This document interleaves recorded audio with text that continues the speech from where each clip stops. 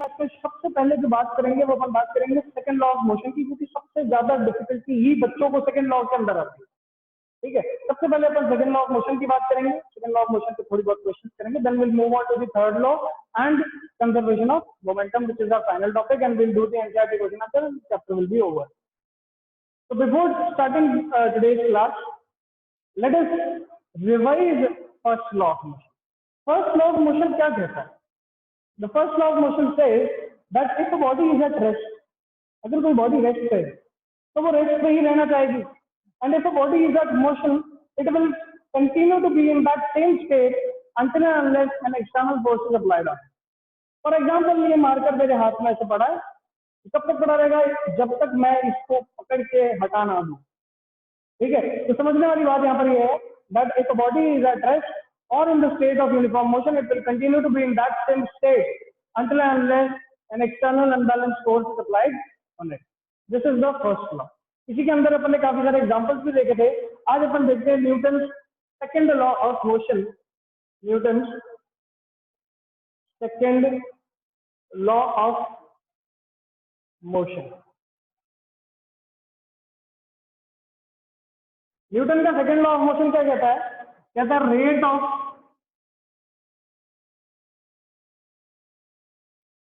Change of linear momentum,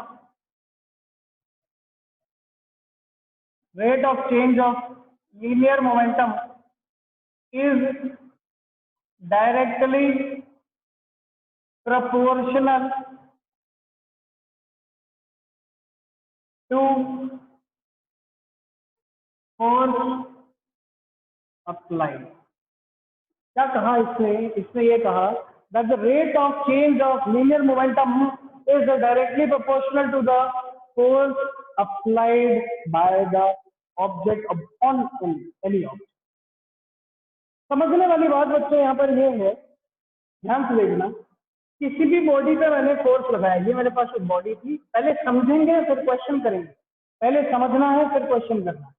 initially ये body rest पे थी, मान लो दिस इज एट रेस्ट, जैसे कि ये मार्कर, मान लो ये मैंने मार्कर ही बनाया है, ये मेरा हैंड है, हैंड को मैंने ऐसे लाइन से दिखाया, इसके ऊपर मार्कर पड़ा है, इसको मुझे मूव करवाना है तो क्या करना पड़ेगा? पकड़ के फोर्स लगा के हिलाना पड़ेगा, एक जगह से दूसरी जगह डिस्प्लेस करना पड़ेगा। That means due to the application of force body starts moving. Body क्या करने लगी? चलने लगी। बॉडी क्या करने लगी? चलने लगी। समझने वाली बात बच्चों यहाँ पर ये है that due to the application of force, the body starts moving. Motion chapter को याद करते हैं, इसको याद करते हैं, मोशन चैप्टर को याद करते हैं। मोशन चैप्टर में हमने पढ़ा कि जब भी बॉडी की स्पीड चेंज करेगी, वेलोसिटी चेंज करेगी, बॉडी पे क्या आएगा? एक्सेलरेशन आएगा। सही बात है कि नहीं भाई? जब भी rate of change of velocity क्या होता है? एक्सेलरेशन होता है।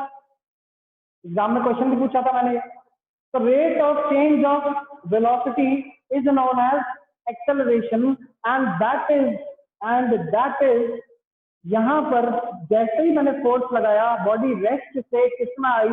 मोशन में आई। मतलब इनिशियल वेलोसिटी इसकी 0 थी, फाइनल वेलोसिटी v हो गई। इसका मतलब बॉडी पे क्या आ गया? एक एक्सेलरेशन आ गया। बॉडी पे क्या आया? एक एक्सेलरेशन आ गया। And due to this acceleration the body starts moving. बच्चों समझने वाली बात यह है कि हमेशा और हमेशा याद रखना, due to the application of force the velocity changes, the speed changes. इसका मतलब बॉडी पे क्या आया? एक्सेलरेशन आया। और यही सेकंड लॉ बोलता है कि फोर्स जब भी निकालना हो तो rate of change of linear momentum निकाल लो। क्या निकाल लो? Rate of change of linear momentum. चलिए, तो रेट ऑफ चेंज ऑफ कैसे निकालेंगे लीनियर मोमेंटम? देखिए, force is equal to change in momentum divided by time. Change in momentum कैसे निकलेगा? इसका मास मान लो m, इनिशियल वेलोसिटी थी u, तो mu is the initial momentum सही बात है। तो अपन क्या करेंगे, फाइनल में से इनिशियल मोमेंटम को क्या कर देंगे, माइनस कर देंगे। क्या निकल जाएगा, चेंज निकल जाएगा। पुट किया, यहाँ पर final momentum is mv minus mu divided by time. देखिए बच्चों, बहुत ही इंटरेस्टिंग चीजें हैं, बहुत ही इंपॉर्टेंट चीजें हैं, याद रखना बहुत जरूरी है। Doubts I will only entertain in the last 5 minutes. Doubts I will only entertain in the last 5 minutes. चलिए, अपन को यहाँ पर क्या समझ में आ रहा है, अपन को यहाँ पर ये समझ में आया, न्यूटन ने बोला rate of change of linear momentum जो है वो डायरेक्ट प्रोपोर्शनल है फोर्स के, जितना फोर्स अराउंड है उसके डायरेक्ट प्रोपोर्शनल था। तो एक चीज अपन को यहाँ से क्लियर हो गई कि भैया फोर्स निकालना है तो चेंज इन मोमेंटम निकालना पड़ेगा और उसका रेट भी निकालना पड़ेगा। रेट मतलब डिवाइड बाय टाइम। पहले चेंज इन मोमेंटम कैसे निकालते हैं, फाइनल में से इनिशियल को माइनस कर दो, फाइनल माइनस इनिशियल, डिवाइड किससे कर देंगे, टाइम से कर देंगे। फाइनल मोमेंटम क्या होगा, एम वी, इनिशियल मोमेंटम क्या होगा, एम वी, डिवाइडेड बाय किससे कर देंगे, टाइम से, डिवाइड बाय टाइम से कर दिया। इधर फॉर्मूला लिख देते हैं, तो F is equal to M बाहर ले लो, ये बना V minus U divided by T, और इसी को अपन क्या लिखते हैं, F is equal to mass into acceleration. So what we have to understand is जो टॉपिक है अपने पास उसको समझने से पहले ध्यान से ये देखना है कि जो भी फोर्स है वो निकालने के लिए हमें क्या निकालना है, मोमेंटम चेंज निकालना है। क्या निकालना है, मोमेंटम चेंज। मोमेंटम चेंज अगर अपन ने निकाल लिया उसको डिवाइड करेंगे टाइम से, क्या निकल जाएगा, फोर्स निकल जाएगा। अब यहाँ पर एक रिलेशन निकला, force is equal to mass into acceleration. Acceleration क्या है, change in velocity with respect to time. क्या है, change in velocity with respect to time. Gaurang and Ram, don't raise your hands. I will only explain the doubt in the end of the class.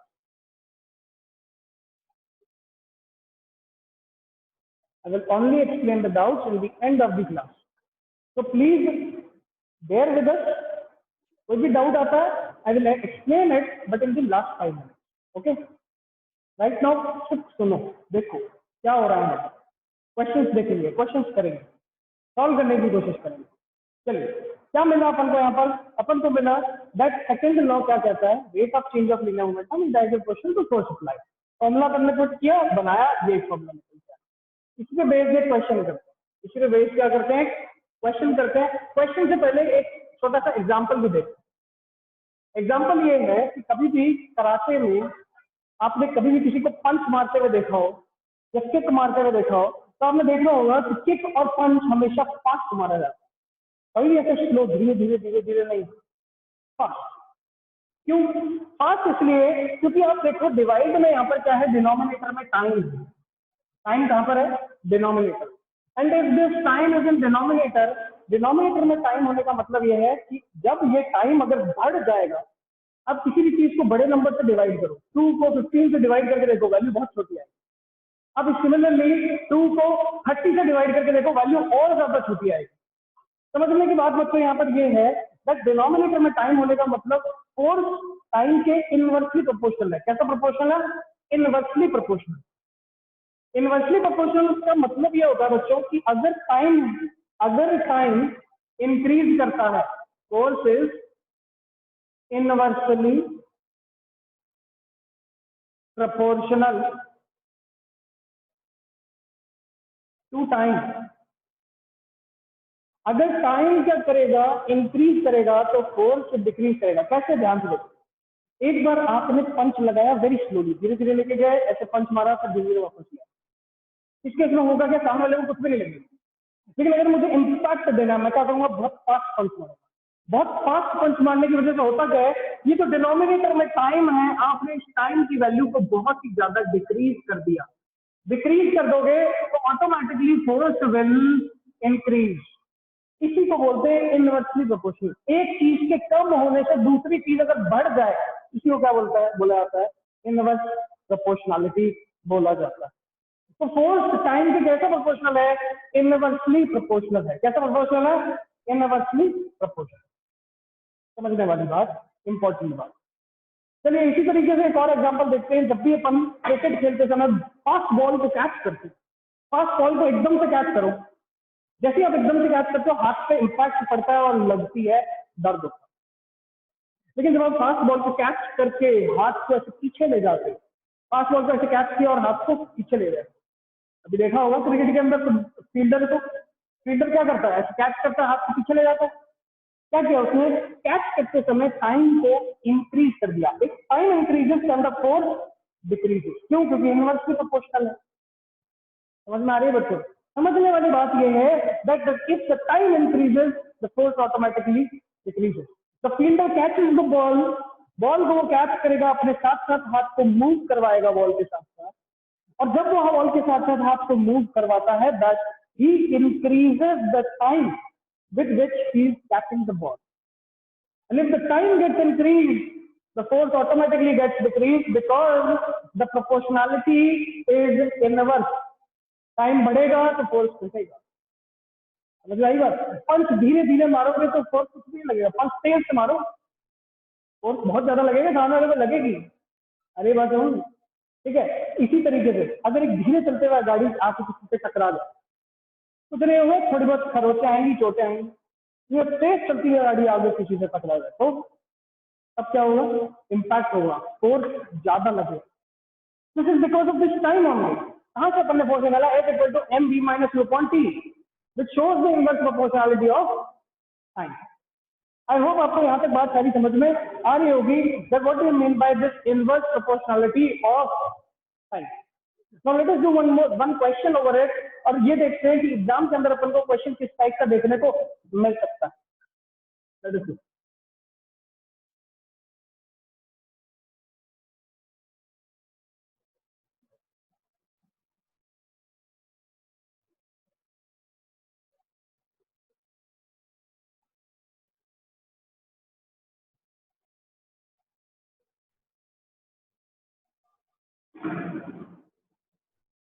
The question है,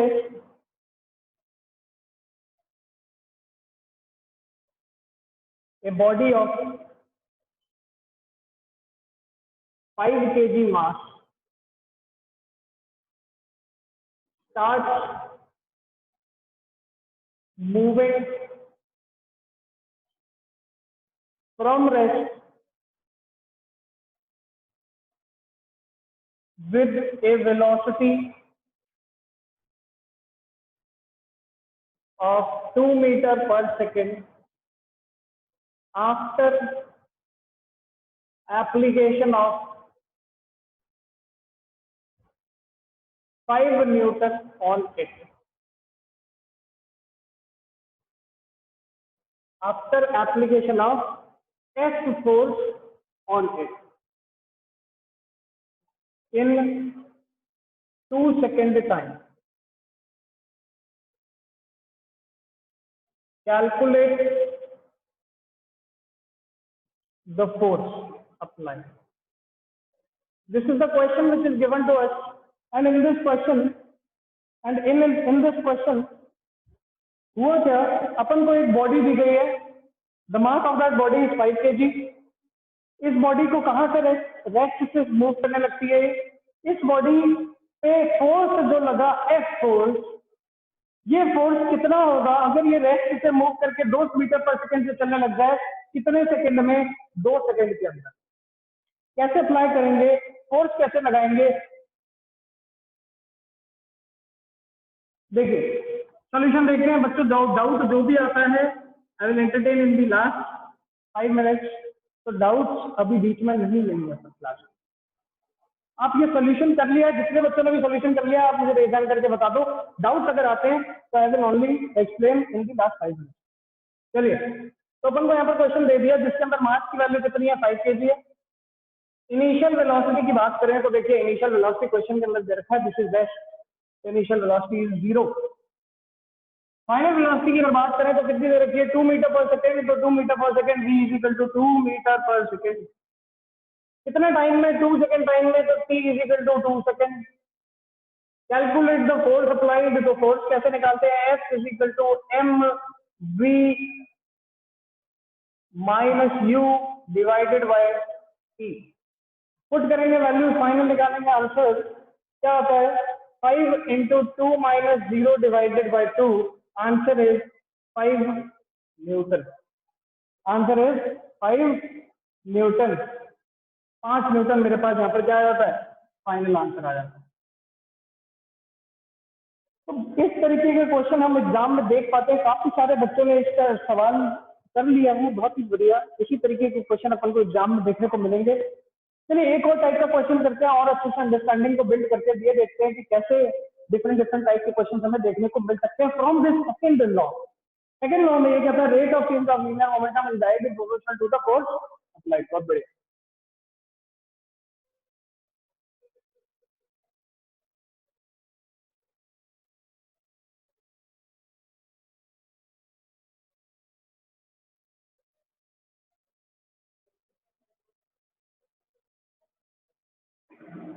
Now let us do another question, another type of question.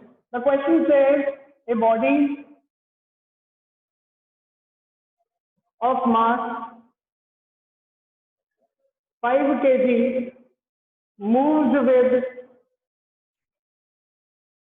a acceleration upon the application of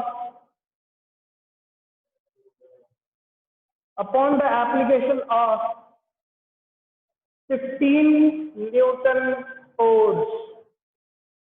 Calculate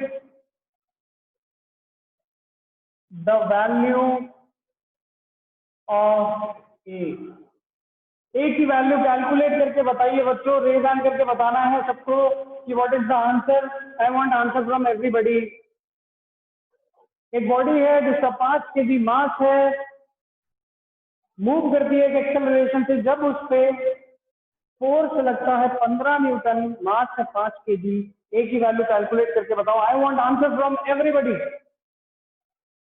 I want answer from each and every student. This is a very easy question. 71 students are present in the class. I want answer from each and every student. Fast. सिर्फ 10-12 हाथ खड़े हो रहे हैं और I want answers. I want answers. Fast. Fast, fast, fast.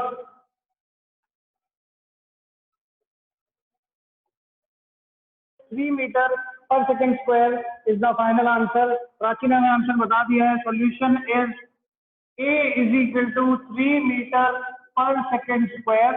कैसे निकाला? तो हम जानते हैं force is equal to mass into acceleration. सही बात है। यहाँ पर अपन वैल्यूज पुट करते हैं। फोर्स की वैल्यू हमें पता है 15 न्यूटन, मास हमें पता है 5 kg, मल्टीप्लाई करेंगे एक्सेलरेशन से। एक्सेलरेशन की वैल्यू कैलकुलेट करनी है। This becomes 15 divided by 5 is equal to 3 metre per second square. क्या निकल के आया? 3 metre per second square.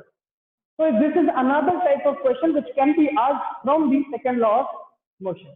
Let us do one more type of question and let us check that कितने type के question अपन को exam में देखने को मिल सकते हैं और उसका भी आंसर मैं आपसे पूछूंगा। चलिए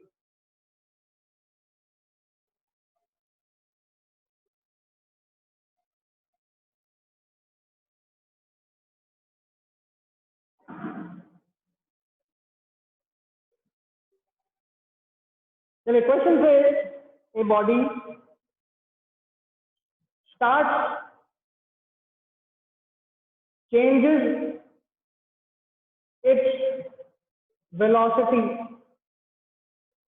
from 5 meters per second to v in 3 seconds upon the application of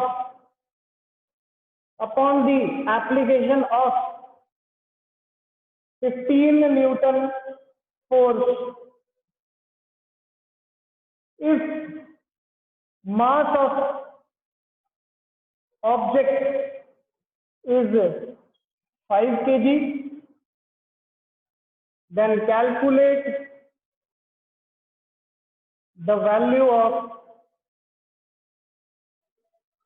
v. बच्चों एक और टाइप का क्वेश्चन हमारे सामने गिवन है। इस क्वेश्चन के अंदर अपन कैसे निकालेंगे फाइनल आंसर? फॉर्मूले हमारे पास दो ही होते हैं। कौन कौन से दो फॉर्मूले? F is equal to m into a और दूसरा फॉर्मूला अपने पास है F is equal to M V square, sorry M V minus U divided by T. ये दो मेरे पास फॉर्मूले निकल के आते हैं। इन दोनों फॉर्मूले में से कोई भी एक फॉर्मूला यूज करो and find out the final answer. What is the final answer? I want everybody to answer this question. फटाफट जितने लोग भी आंसर इसको सॉल्व करते हैं हैंड रेज करके बताइए फास्ट।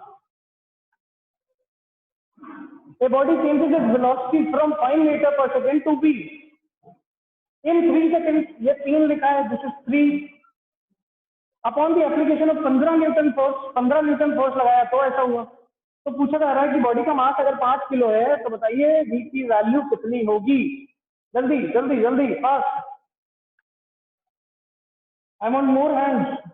मैं चाहता हूं कि सारे बच्चे इस क्वेश्चन को सॉल्व करें फटाफट। सब कर सकते हैं, बहुत ही आसान क्वेश्चन है। ठीक है, बहुत बढ़िया बहुत बढ़िया, very good very good, more hands आप रेजिंग। ठीक है, चेक करते हैं आंसर को।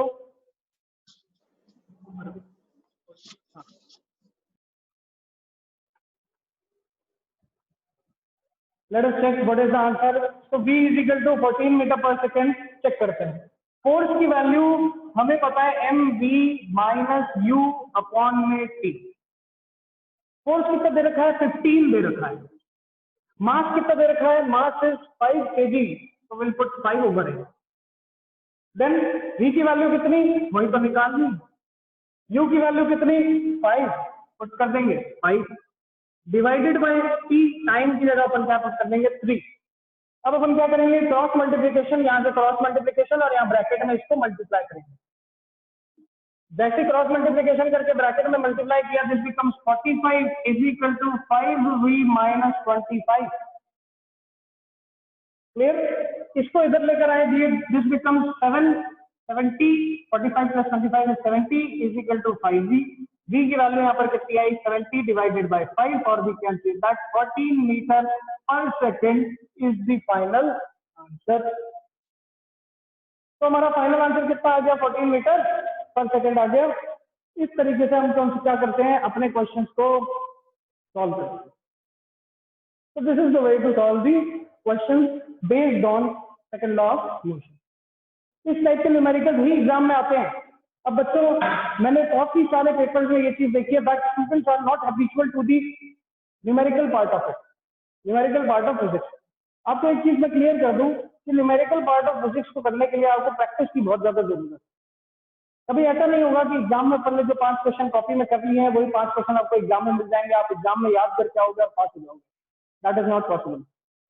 Physics is just like math. Her numerical पिछले न्यूमेरिकल से अलग होगा, ये तो आप देख ही चुके हो। अपन ने असाइनमेंट भी किया था, अपन ने क्वेश्चंस किए कितने सारे क्लास के अंदर, अपन ने एनसीईआरटी की।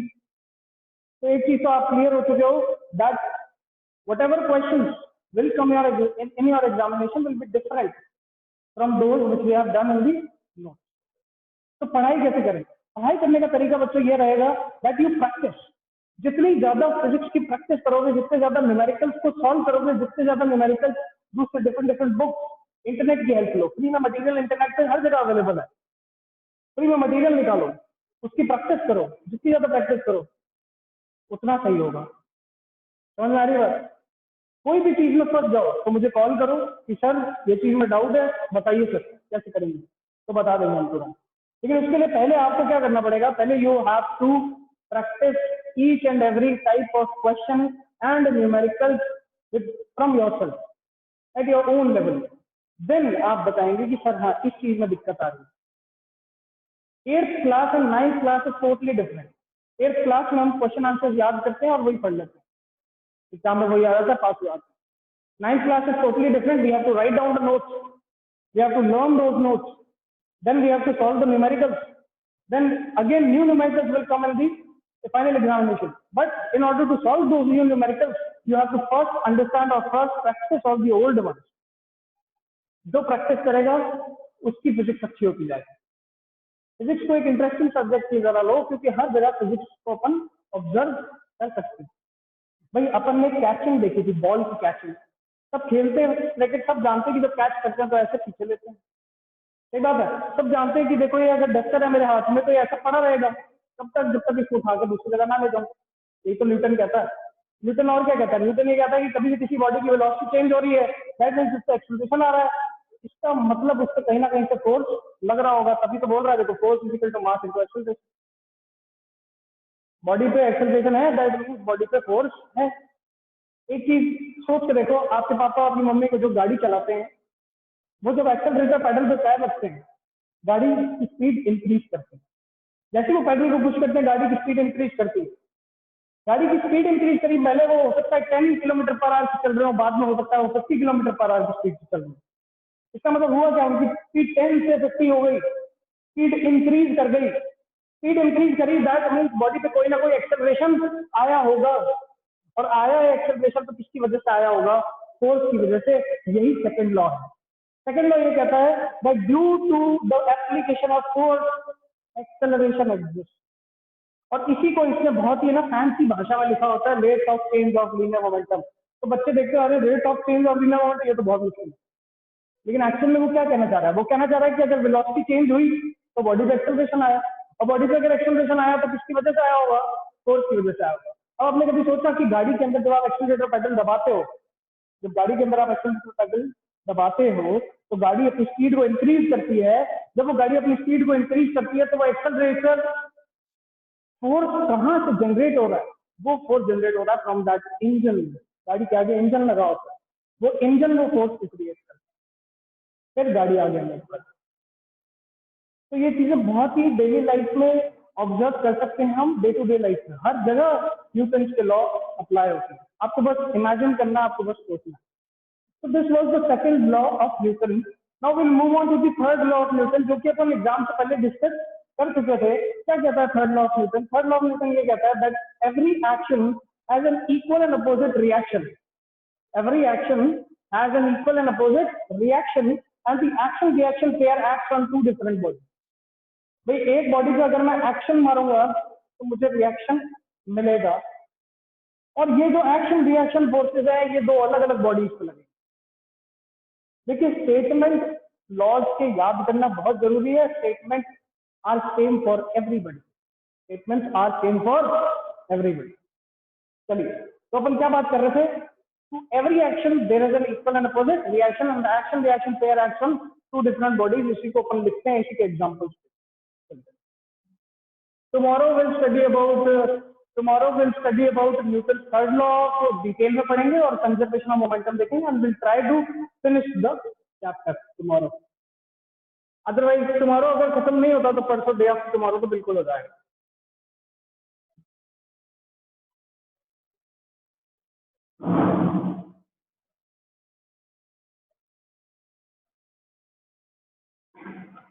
चलिए, so let us start with the third law.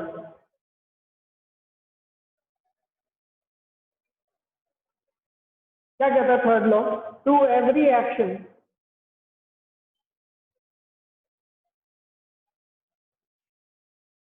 There is an equal and opposite reaction. पहला स्टेटमेंट, यहां पर ये लॉ खत्म नहीं होता। अब इसके बाद ये लॉ शुरू होता है। ये कहता है the action reaction pair, the action reaction pair acts on two different bodies। देखिए याद रखने की बात क्या है कि एक एक्शन करोगे तो रिएक्शन मिलेगा, न्यूटन ने ये बोला। और ये जो एक्शन फोर्स और रिएक्शन फोर्सेस हैं ये दो अलग अलग बॉडीज पे लगेंगे। किस पे लगेंगे? दो अलग अलग बॉडीज पे लगेंगे, डिफरेंट बॉडीज पे लगेंगे। इसी को हम क्या बोलते हैं? इसी को हम बोलते हैं न्यूटन थर्ड लॉ। सबसे बढ़िया और सबसे इंपॉर्टेंट एग्जांपल इसका देखते हैं तो एक रॉकेट देखते हैं। कुछ इस तरीके से होता है। इस रॉकेट के नीचे ऐसे बूस्टर्स होते हैं, और यहां से गैसेस ऐसे नीचे निकल रही होती है। ये गैसेस ग्राउंड को डाउनवर्ड पुश करती है। कहां पुश करती है? Downward direction. बदले में रॉकेट कहां जाता है? अपवर्ड जाता है। एक और एग्जांपल देखते हैं, बॉल का एग्जांपल। मैंने बॉल को ड्रॉप किया, बॉल जाके टकराई, टकराने के बाद इसने ग्राउंड को पुश किया, ग्राउंड ने इसको ऊपर पुश किया, ये वापस ऊपर आ गई। सब जानते हैं बॉल को आप नीचे फेंको वो वापस ऊपर आ जाती है। रॉकेट क्या करता है, रॉकेट नीचे पुश करता है थ्रू द गैसेस, बदले में उसको लिफ्ट मिलता है इन दी अपवर्ड डायरेक्शन।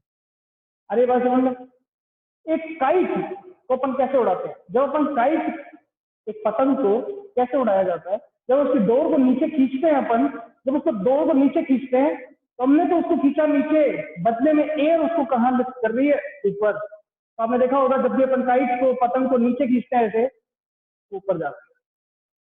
सिमिलरली एक स्विमर तैरा स्विमिंग पूल में कैसे तैरता है, वो पानी को पीछे पुश करता है, बदले में आगे जाता है। तो उसने एक्शन किया पीछे, रिएक्शन कहाँ आया, आगे।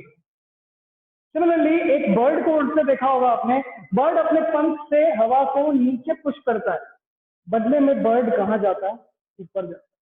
All these are the examples of what, Newton third law. Newton third law क्या कहता है कि अगर कहीं पे भी एक्शन हो रहा है तो उसका एक रिएक्शन मिलेगा जरूर, and the action reaction pair acts on two different bodies. और दूसरी चीज क्या है कि अगर एक्शन की डायरेक्शन नीचे है तो रिएक्शन ऑब्वियसली ऑपोजिट ही होगा। तो they both are opposite to each other, they both are forces, they both act on two different bodies, but they both act in opposite directions. ये काफी सारे एग्जांपल्स अपन ने देखे किसके, Newton third law. Now this was Newton third law. इसके अंदर notes मैं provide कर चुका हूं, डिस्कशन अपन ने एग्जाम से पहले कर ही लिया था। एक लास्ट टॉपिक इस चैप्टर के अंदर बचता है which is conservation of momentum. क्या बचता है, conservation of momentum. Tomorrow we'll study this part. This is an important part, very important part of this chapter, conservation of momentum. Tomorrow we'll study this. Tomorrow or and day after tomorrow we'll do the numericals. We'll solve one assignment also, and then we'll solve the NCERT questions, and then we'll finish our second chapter. Clear? चलिए।